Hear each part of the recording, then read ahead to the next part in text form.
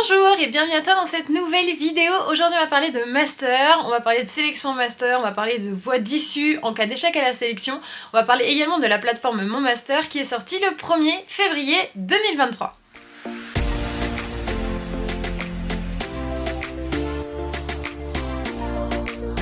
Aujourd'hui cette vidéo est assez importante puisque vous êtes quand même très nombreux évidemment à passer par la sélection master cette année. Donc je trouvais que cette vidéo pouvait te permettre tout simplement d'être rassuré, d'avoir un petit peu une vision plus claire en fait de cette sélection en master qui est un moment important et très stressant pour de nombreux étudiants, et c'est tout à fait légitime puisque la sélection en master est quand même assez stricte, assez difficile, et que beaucoup d'étudiants encore vont se retrouver sans formation au mois de septembre. Donc dit comme ça paraît un petit peu pessimiste et ça te rajoute certainement une petite boule au ventre. Donc mon but vraiment dans cette vidéo, c'est qu'à la fin tu aies vraiment compris que la sélection en master n'est pas une fatalité et qu'il existe pour toi plein d'issues possibles pour justement en septembre ne pas déserter l'université. Alors je te conseille dans un premier temps de télécharger complètement gratuitement mon petit carnet de 30 pages quand même que j'ai rédigé pour toi et qui va résumer en fait toute cette vidéo en format donc papier que tu vas pouvoir imprimer chez toi.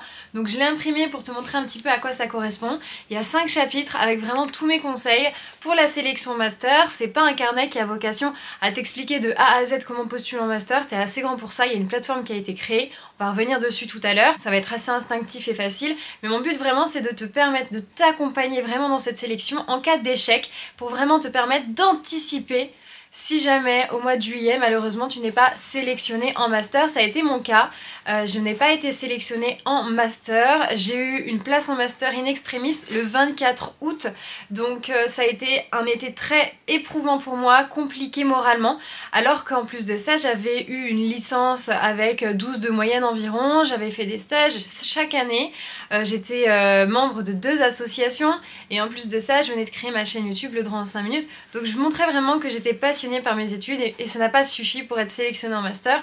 Donc c'est pourquoi je vais te donner un petit peu toutes les pistes. Je vais aussi revenir sur les erreurs que j'ai commises dans cette sélection parce que il faut être complètement honnête, j'ai commis des erreurs et peut-être que voilà, si je ne les avais pas commises, j'aurais pas été dans cette situation. Donc c'est parti, chapitre 1. Action! Alors le chapitre 1 c'est simplement la plateforme Mon Master, je reviens dessus très brièvement parce que j'ai déjà fait une vidéo dessus. Il y aura une vidéo également le 22 mars quand la plateforme sera ouverte pour les vœux de master. Donc là elle a ouvert le 1er février et elle regroupe toutes les formations. Donc sur ce site Mon Master tu pourras retrouver tous les masters qui existent en droit, mais pas que en droit évidemment puisque ça regroupe toutes les formations master de toutes les filières. Mais pour les formations en droit, eh bien c'est hyper bien fait. Tu vas sur la plateforme, tu choisis eh bien droit, tu peux écrire droit des affaires si c'est les masters, si c'est la mention de master qui t'intéresse principalement, et ça te permettra d'avoir finalement tout le listing de toutes les facultés qui proposent cette formation. Et on peut trouver vraiment des formations que l'on n'aurait jamais connues soi-même. J'ai vu qu'il y avait un master en droit des affaires chinoise qui était dispensé par l'université de Marseille si je me trompe pas. Donc bref, c'est vraiment un joli catalogue qui va te permettre vraiment de découvrir aussi des formations au-delà de trouver la ville dans laquelle il va falloir que tu postules. Donc ça va te permettre de vraiment découvrir plein de formations et je te conseille d'ouvrir grand tes yeux, de ne pas être focalisé que sur la formation qui te donne envie, droit des affaires, droit notarial, droit de la famille ou quoi. Essaye vraiment d'être un petit peu ouvert parce que encore une fois tu vas pouvoir postuler à 15 masters en formation initiale et seulement 15 et 15 masters en formation en alternance.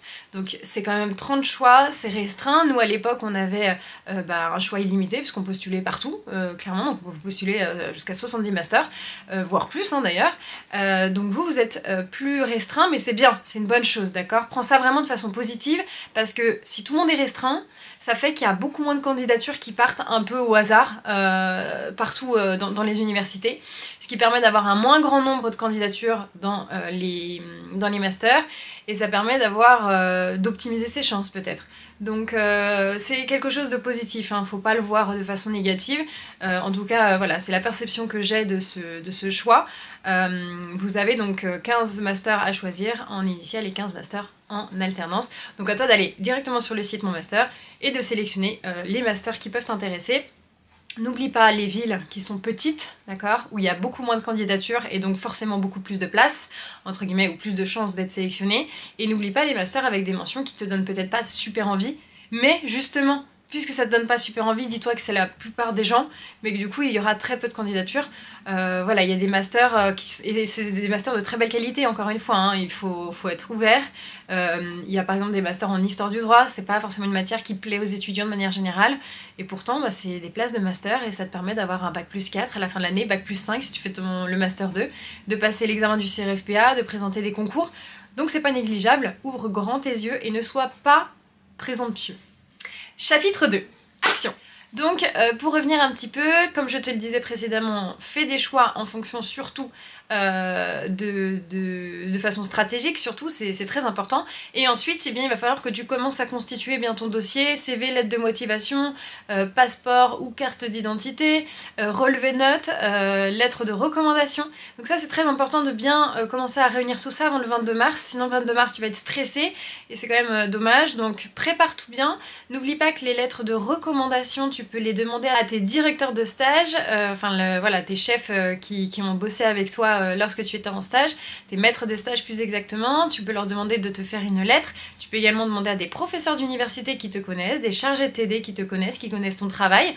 Faut pas demander à quelqu'un qui connaît pas vraiment, d'accord, hein, bien entendu, mais si voilà, tu t'es bien entendu avec un chargé de TD qui a reconnu ton travail, qui te fait des compliments parce que tu travailles bien, qu'il a vu que tu t'es investi, que tu as déjà fait un événement avec je sais pas quoi, et ben n'hésite pas à demander une lettre de recommandation. Moi j'avais eu 3 lettres de recommandation de professeurs d'université, donc ça appuie ta candidature, c'est quand même pas négligeable. Donc n'hésite pas voilà, à bien demander tout ça et regrouper tout ça dans un dossier dans ton ordinateur pour que tout soit bien carré avant le 22 mars. Chapitre 3. Action. Donc ce chapitre 3 c'est vraiment les plans B, C, D qui vont être ouverts, que je vais moi t'exposer. C'est un des chapitres les plus importants pour moi, puisque nombreux d'entre vous, vous n'allez pas être sélectionné en master, c'est une vérité. Je suis pas là pour dramatiser, je suis là juste, voilà, c'est la réalité des faits. Il y a beaucoup d'étudiants qui se retrouvent sans rien. Donc le 21 juin, si je me trompe pas, quelque chose comme ça, vous allez avoir tous en même temps les réponses de master. Donc ça sera accepté, mis en liste d'attente ou refusé. En gros, je crois que ça va être comme ça. Et jusqu'au 21 juillet, vous allez voir vos vœux en fait se modifier en fonction des choix des autres étudiants, évidemment. Donc jusqu'au 21 juillet, il va falloir être dans l'attente, mais il va falloir aussi commencer à se poser la question de savoir si on va pouvoir avoir une formation ou non. Donc en gros jusqu'au 21 juillet, il ne faut pas complètement paniquer, mais il faut commencer à anticiper et surtout se poser la question de savoir qu'est-ce que je fais si je ne suis pas du tout sélectionnée. C'est une question à se poser, c'est très important, c'est pas dramatiser que de se poser cette question, c'est surtout anticiper et être peut-être plus réactif en cas voilà, de problèmes majeurs, sachant que l'été, les universités sont fermées, donc c'est compliqué de contacter les universités, de faire des recours, etc. Et en plus de ça, vous imaginez bien que tous les étudiants qui n'ont pas de master, ils vont tous vouloir se bouger. Donc il va falloir choisir des voies d'issue, et moi je suis là vraiment pour te rassurer, j'ai fait énormément de recherches pour justement te proposer des plans B, C, D, E, etc. de qualité, parce que justement je trouve que c'est rassurant de pouvoir se dire, même si j'échoue, même si ça ne marche pas pour la sélection master, je vais pas être complètement seule, je vais avoir des plans et des super beaux plans, j'aurai un métier, j'aurai un bac plus 4, 5 ou de toute manière j'aurai de l'expérience professionnelle et je me retrouve pas sans rien, je ne déserte pas les bancs de l'université complètement. Alors ma première solution à te donner, c'est de regarder au niveau des universités privées. Universités privées, c'est comme à Lyon, il y a la Fac Cato. Donc il y en a quelques-unes en France, peut-être une petite dizaine. Je sais qu'il y en a à Paris, à Lille, vers Angers aussi, Roche-sur-Yon, Lyon. Enfin, faut un peu regarder à Toulouse aussi. Donc c'est des universités qui délivrent des diplômes qui ont exactement la même valeur que les diplômes qui sont délivrés par les facultés publiques, d'accord? C'est pareil, je précise bien, pour ces universités-là. Et l'avantage pour cette sélection master, c'est que souvent c'est quand même plus facile puisque c'est fait sur dossier et qu'il y a moins de candidatures. Par contre, évidemment, ce sont des formations qui sont payantes. Donc Solution 1, tu as l'argent pour payer ton diplôme, je sais pas combien c'est, hein, je peux pas te donner un montant, il faut aller regarder sur leur site, c'est en fonction des revenus des parents généralement. Mais c'est grosso modo 5 000 €, entre 5 et 8 000 €. Donc solution 1, tu as l'argent, donc tu peux postuler et donc t'inscrire dans ces formations-là. Après une formation, enfin après un master 1 dans une de ces universités, tu peux passer l'examen du CRFPA, voilà, pour rassurer un peu tout le monde. Mais voilà, c'est payant. Soit solution 2, tu fais un prêt pour rentrer dans une de ces écoles privées. Donc ça c'est un choix, soit 3, bah tu choisis que non, tu n'as pas envie de mettre de l'argent là-dedans, donc ça sera non. Donc ça c'est à toi de te poser la question. C'est une solution que je voulais te mettre en avant. Je sais que pas tout le monde pourra postuler dans ces universités, mais c'était important de pouvoir voilà, te les présenter si jamais eh bien, tu as l'argent pour les payer, bah, j'ai envie de te dire, j'ai envie de te proposer cette opportunité, et si tu, je sais pas, veux faire un prêt ou quoi, bah, sache que voilà, il y a cette solution, et c'est une très belle solution. Ensuite, il y a une deuxième solution à te proposer, c'est tout simplement rejoindre des écoles privées de droit. D'accord? Donc ça n'a rien à voir avec les universités privées. Là, je te parle d'écoles privées de droit. D'accord? Donc il y en a beaucoup. De plus en plus d'ailleurs. Ici, je veux faire un grand panneau. Attention. Ces écoles privées de droit, elles ne délivrent pas des masters, mais des masters. D'accord? Ce n'est pas pareil. Après un master dans une de ces écoles, tu ne peux pas passer l'examen du CRFPA parce que tu n'as pas académiquement un bac plus 4, d'accord? Donc c'est très important, je le souligne, c'est très très important pour moi de te le préciser parce que parfois sur certains sites ou parce que parfois master ça, voilà, ça passe un peu trop vite dans l'oreille et du coup on n'a pas fait la distinction, mais c'est très important de bien distinguer les deux, d'accord? Les écoles privées de droit, elles délivrent des masters. Ok, donc tu ne pourras pas passer l'examen du CRFPA ou n'importe quel autre examen qui nécessite un bac plus 4. Ok.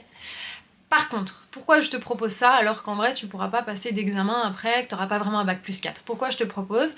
Évidemment, je te propose pas quelque chose qui est futile, bien entendu, je me suis bien renseignée sur le sujet et ces écoles, elles sont de qualité, pour la plupart d'entre elles quand même. Et surtout, elles proposent toute leur formation en alternance. Et là est le point crucial qui fait toute la différence. L'alternance, ça va te permettre de travailler, de rentrer dans le milieu du travail, de te faire un réseau. Ces écoles privées de droit, elles ont des réseaux énormes. Elles travaillent avec des cabinets de qualité, de renom. Donc ça va te permettre d'avoir vraiment ton réseau à toi. D'avoir donc de l'expérience, je te l'ai dit, dans ton CV, et d'être payé pour ta formation. Donc de devenir autonome financièrement. Et quand on n'a pas de formation master, on est quand même bien content de se dire je vais quand même avoir un job. D'autre part, généralement ces formations master, c'est 2 ans, comme pour le master, d'accord? Et bien ces 2 années, tu vas pouvoir donc travailler en alternance, ok? Et après, généralement, tu peux entrer dans le cabinet dans lequel tu as fait ton alternance. Et là-dessus, c'est pas négligeable. Parce que, après ces formations, tu as un travail. D'accord? Tu as de l'expérience. Tu peux arriver dans un autre cabinet, tu as travaillé 2 ans. Donc tu peux, en tout cas, avoir un statut juriste. Ok? Donc là-dessus, j'insiste parce que oui, avec ces écoles privées de droit, tu ne pourras pas prétendre à des concours, mais tu t'ouvres d'autres portes, tu t'ouvres une qualité de vie supérieure. En plus, en étant en alternance, t'imagines bien que tu vas pouvoir, eh bien, voilà, vraiment gagner ta vie. Tu vas pouvoir avoir ton appart, gérer ton argent, gagner en expérience, gagner en réseau, gagner en professionnalisation, ce que les étudiants de master dans les facultés publiques n'ont pas. D'accord? Parce qu'il y a très peu de formations en alternance. Donc là-dessus, j'insiste bien, parce que je trouvais ça très important de le souligner, de te proposer cette solution que j'ai étudiée, que je trouve de qualité. Troisième solution que j'ai à te proposer, ce sont, eh bien, finalement, de mettre en avant un petit peu ce que tu as déjà en poche. Oui, tu n'as pas été sélectionné en master, mais tu peux très bien, avec une licence de droit, prétendre à plein de concours. Il y a énormément de concours proposés notamment par le service public, qui sont proposés à des étudiants ayant une licence de droit. Donc ici, je veux vraiment que tu valorises ce que tu as. Tu as une licence de droit en poche, tu peux être fier de toi, tu peux vraiment te féliciter d'avoir bien travaillé et d'avoir réussi à avoir justement cette licence de droit. Donc tu peux regarder le concours des greffiers des tribunaux judiciaires, tu peux regarder l'école pénitentiaire, tu peux regarder l'école des finances publiques, etc. Tout est mis dans mon carnet que tu peux télécharger gratuitement. En lien dans la description, tu auras la liste non exhaustive, mais de toutes les écoles que j'ai sélectionnées pour toi qui peuvent te permettre justement de préparer un concours. L'avantage, c'est que ces concours sont gratuits. Tu peux les passer généralement en décembre, donc ça te permet de septembre à décembre de réviser ces concours. Et ensuite, si tu es admis dans ces concours, eh bien tu vas pouvoir avoir une formation dans laquelle tu seras payé et pour laquelle tu auras un métier, tu auras un poste à la fin.